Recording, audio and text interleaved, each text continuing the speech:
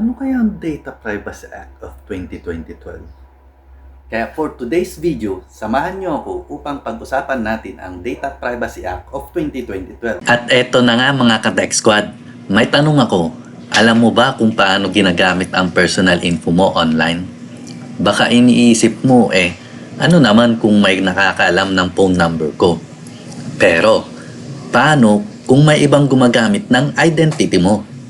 Lahat ng ginagawa natin online, shopping, social media, banking, ay nag-iiwan tayo ng digital footprint. Pero alam mo ba kung paano ito ginagamit?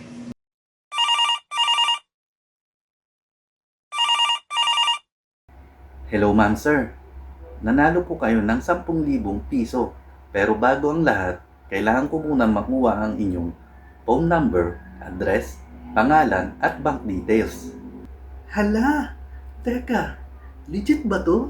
Totoo ba nanalo ako ng 10,000? Sounds familiar ba mga ka-Tech Squad? Madalas itong mangyari dahil sa data breach. Isang beses ka lang mag-sign up sa maling website tapos, boom! Siguradong may scam na tatawag sa'yo. Dahil sa ganitong mga problema, ginawa ang Data Privacy Act of 2012 o RA 10173. Ang batas na to ang nagsisigurong protektado ang personal data mo sa government, companies at online services. Ano nga ba ang Data Privacy Act?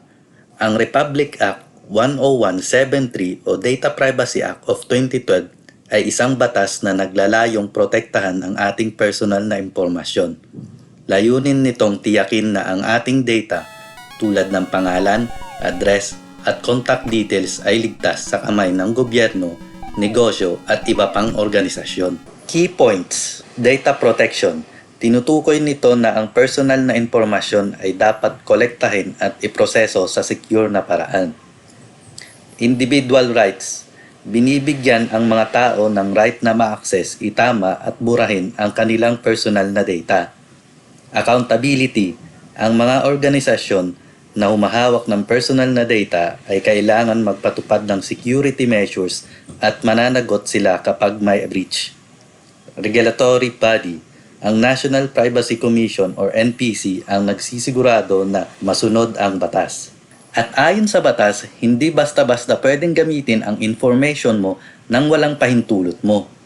May karapatan kang malaman kung paano ito ginagamit at maaaring maparusahan ang sino mang lumabag sa batas na ito. Kaya hindi natin pwedeng baliwalain ang data privacy dahil ang impormasyon natin ay pera sa kamay ng mga scammers at hackers. So paano nga ba natin maproprotektahan ang ating mga sarili? Yan ang pag-uusapan natin sa susunod na episode. At yun na nga ang Data Privacy Act of 2012 mga ka-Tech Squad. Kaya kung nagustuhan nyo ang video na to, huwag kalimutan mag-subscribe at hit that notification bell para maging updated kayo sa mga susunod na video. Ito muli ang inyong ka-Tech Squad nagsasabing, IT ako. Of course, dapat pindot-pindot lang. Pindot-pindot lang. See you next video.